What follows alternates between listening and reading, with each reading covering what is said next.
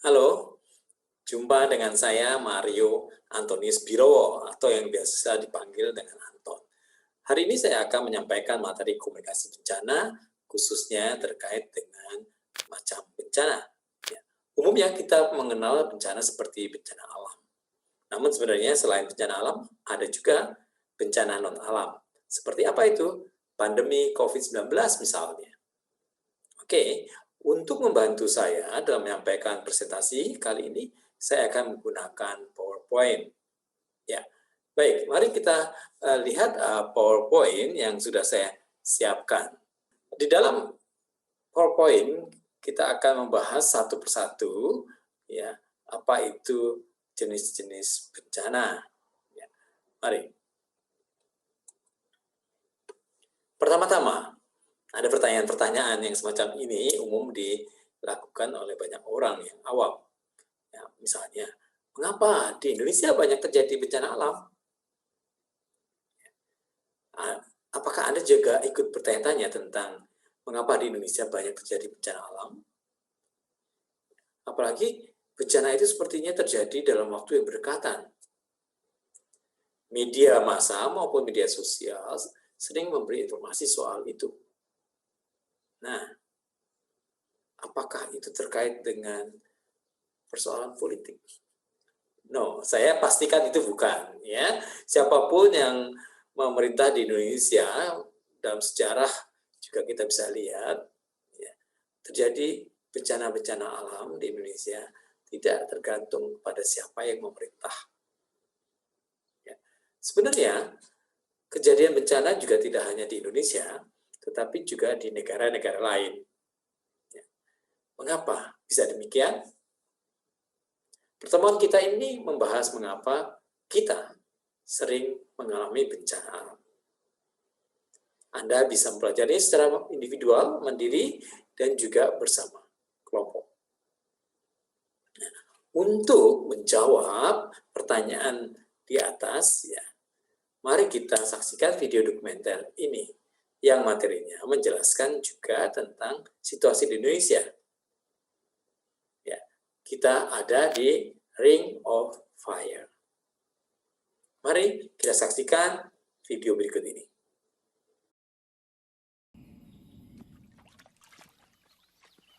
Indonesia is the most fertile and eruptive nation on the planet. Perhaps the long memory of a shifting, unstable Earth has taught the Indonesians to rely less on the physical world than on the unseen forces behind it.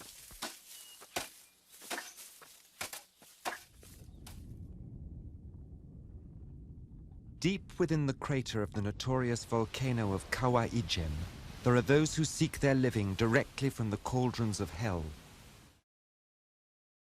Dalam video yang barusan kita saksikan, sekitar 40 menit itu, kita bisa melihat ya bagaimana bencana-bencana alam terjadi di Indonesia, ya, di negara yang ada di Ring of Fire. Walaupun itu tidak khusus membahas tentang Indonesia, tapi kita bisa paham bahwa di Indonesia juga terjadi hal semacam itu. Nah, sebagai upaya untuk pemahaman materi, Anda diminta untuk mengerjakan 2 tahap tugas.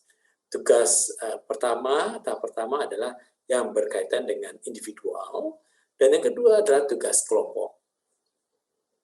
Tahap pertama Anda mengerjakan tugas individual terlebih dahulu. Setelah selesai, ya, sesuai dengan waktu yang sudah ditentukan, Anda kemudian bergabung dalam kelompok untuk mengerjakan tahap kedua. Mari kita lihat ya tugas individual. Tolong Anda tulis dalam satu paragraf bagaimana dari video yang barusan kita saksikan itu, ya, yang paling membantu Anda dalam memahami berbagai kejadian bencana di Indonesia. Setelah Anda menunjuk satu hal atau satu poin yang penting di dalam video tersebut, tolong Anda jelaskan juga ya pernyataan Anda tersebut. Sebagai referensi, kita lihat sebelah kanan ya di screen itu ya, ada data yang dikeluarkan oleh BNPB. Anda bisa lihat juga di sana ada sumbernya. Ya. Nah, di di dalam peta data tersebut kita bisa melihat ya tentang kejadian-kejadian bencana di Indonesia tahun 2020. Terjadi sebanyak 1.296 bencana. Ada rinciannya, ya, termasuk dampak bencana alam itu sendiri, ya. Kemudian juga dampak ya bencana non alam, ya, seperti pandemi COVID-19. Itu tahun 2020. Ya. Dan kemudian dampak kerusakan akibat bencana alam di tahun 2019. Anda bisa cek sendiri nanti lebih jelasnya, dan BNPB terus-menerus ya, menyampaikan data-data terbaru. Oke. Nah, di dalam tugas individual ini, setiap tahun BNPB melakukan pendataan terhadap kejadian-kejadian bencana di Indonesia. Ya. Sebelumnya, ya, mari kita fokus pada bencana alam. Oke. Pada tahun 2020, BNPB juga memberi perhatian pada bencana non-alam. Apa itu? Oke, kita lihat ya. Anda tahu kejadian bencana non-alam yang luar biasa di tahun 2020? Silakan Anda jawab di kotak yang sudah tersedia. Anda bisa melihat lewat Google, ya. Anda cari di internet apa yang kejadian luar biasa di tahun 2020. Khususnya bencana non-alam. Lalu kemudian, ya, kejadian bencana non-alam yang menonjol di tahun 2020 beserta penjelasan mengapa hal itu menonjol. Anda sekarang mendapatkan ya, jawaban yang paling menonjol. Oke, kalau Anda sudah mendapatkan poinnya, mari kita lanjutkan. Data bencana lalu ya dipublikasikan oleh BNPB. Nah, pertanyaannya, mengapa BNPB memberi data-data tersebut? Silakan Anda jawab.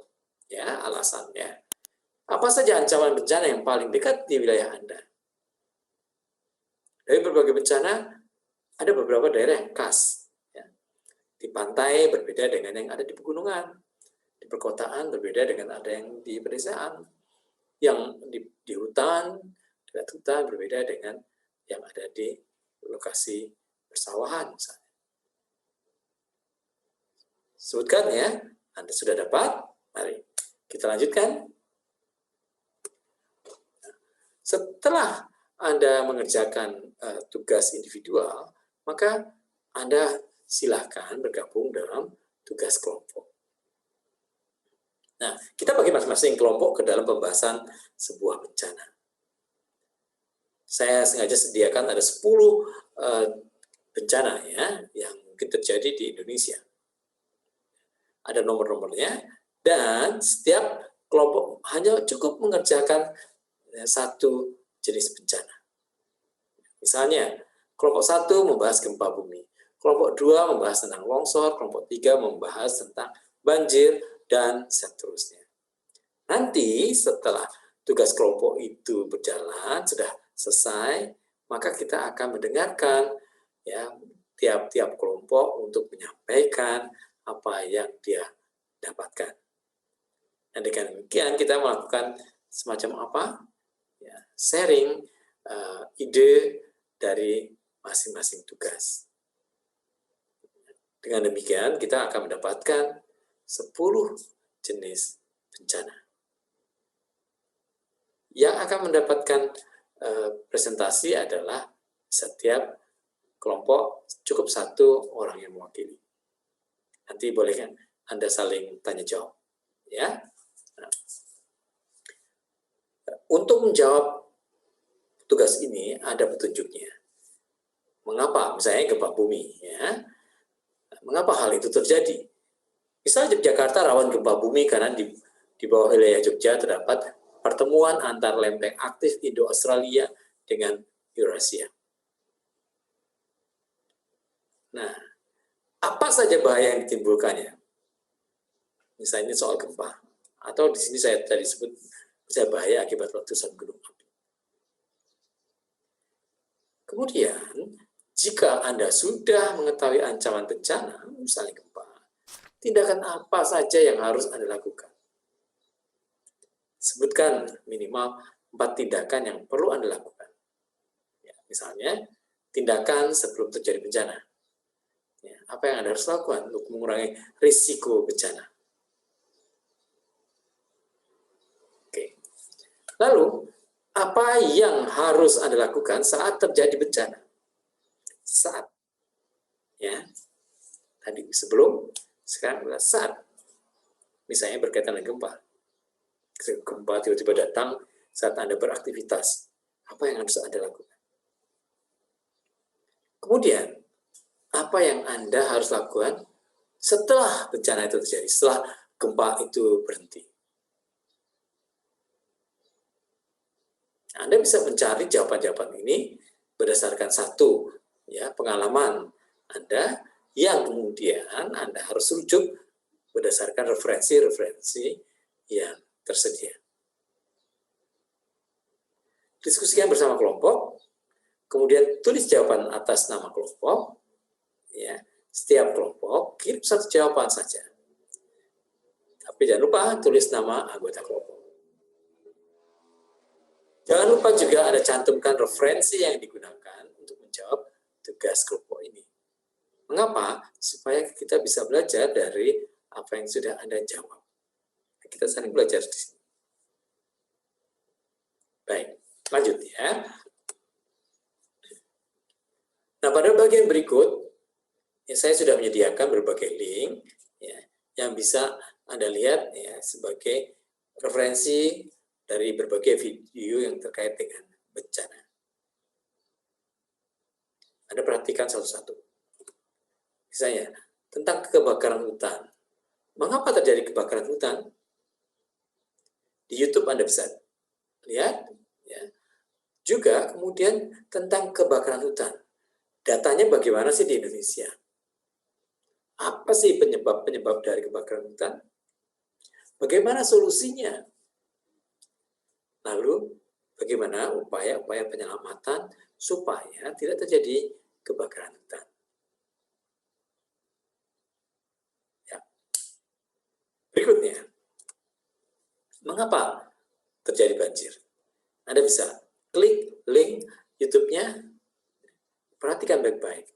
Lalu kemudian juga Anda setelah melihat YouTube, juga mencari data tentang kejadian banjir di Indonesia, tentang penyebab banjir di Indonesia, solusi untuk mengatasi banjir, upaya-upaya penyelamatan yang dilakukan ketika terjadi banjir, ya, dan juga kemungkinan untuk mencegah terjadinya banjir lagi. Berikutnya, mengapa terjadi tanah longsor? Anda bisa klik YouTube, lalu lakukan. Cari data tentang kejadian tanah longsor di Indonesia. Ya. Lihat penyebab kejadian itu. Bagaimana solusi untuk mengatasi tanah longsor itu. Kemudian upaya-upaya penyelamatan ya, untuk wilayah yang mengalami wilayah bencana longsor. Baik, ya. Berikutnya.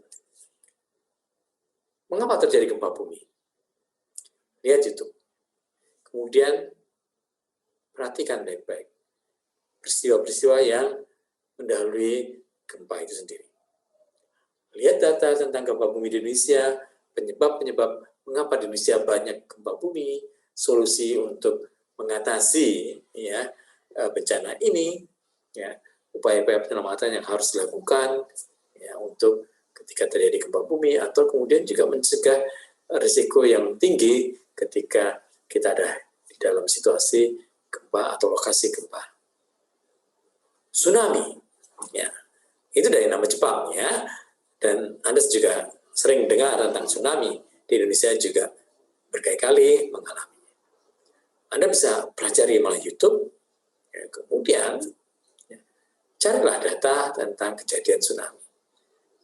Kemudian lihat penyebab mengapa tsunami terjadi, lihat bagaimana solusi untuk mengatasi tsunami, bagaimana upaya penyelamatan ya, yang bisa dilakukan untuk mengurangi risiko misalnya.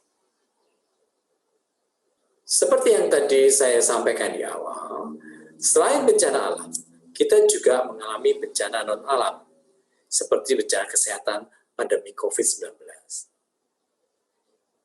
Pandemi ini merupakan bencana dunia yang tidak terkait dengan letak geografis negara kita seperti Ring of Fire. Karena situasi dunia yang saling terhubung, maka penyebaran virus COVID-19 ini luar biasa. Di berbagai negara terjadi tidak hanya satu gelombang, bahkan ada gelombang berikutnya yang mengerikan, maka disebut sebagai tsunami COVID-19. Nah, tahun 2020 dunia sangat disibukkan oleh kejadian merebaknya penyebaran virus COVID-19 ini. Sampai 2021, ketika video ini dibuat, situasinya masih buruk. Ada upaya-upaya untuk melakukan tindakan mengurangi pandemi ini untuk mengatasinya. Antara lain dengan menggunakan vaksinasi, pemberian vaksin kepada orang-orang yang ada di berbagai wilayah. Seperti Indonesia juga sudah melakukan. Ya. Kemudian di berbagai negara juga demikian. Ada upaya-upaya selain pemberian vaksin juga kampanye tentang penggunaan masker. Lalu juga menghindari kerumunan. Juga menjaga jarak atau physical distancing. Dan beberapa hal yang kemungkinan Anda bisa lihat lagi. Ya. Anda lihat mengapa terjadi pandemi COVID-19? Lihat di YouTube, ya. Badan Kesehatan Dunia (WHO), ya, which gitu ya, yang bertanggung jawab terhadap penanggulangan kesehatan di dunia, itu juga menyebarkan informasi-informasi. Sekarang lihat data, ya. Data tentang pandemi ini. Data-data terakhir, hampir tiap hari disampaikan. Lihat penyebabnya, lihat solusinya, dan upaya penyelamatan. Baik, ya.